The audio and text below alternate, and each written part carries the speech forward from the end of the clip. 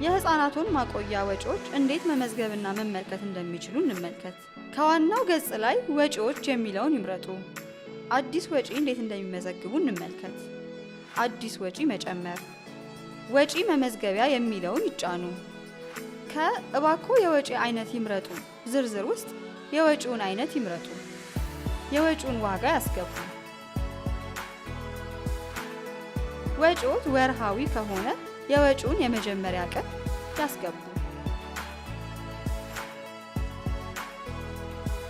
የወጪውን የመጨረሻ ቀንም ያስገቡ። ወጪዎት የዕለታዊ ከሆነ የመጀመሪያውን ቀንና የመጨረሻውን ቀን አንድ አይነት ቀን በመመዝገብ ማስገባት ይችላሉ። ማብራሪያ ያስገቡ።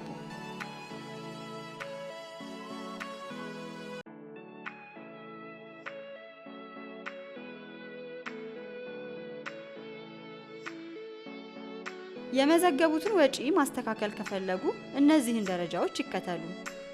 ወጪን ማስተካከል። ከወጪው ቀጥሎ ያለውን የእርሳስ ምልክት ይንኩ። ይህን ወጪ ማስተካከል እንደሚፈልጉ እርግጠኛ ኖት የሚል መልእክት በገጾት ላይ ይመለከታሉ። አዎ የሚለውን ይጫኑ። ወጪን ሲመዘገቡ የተከተሉትን ተመሳሳይ እርምጃዎች ይከተሉ።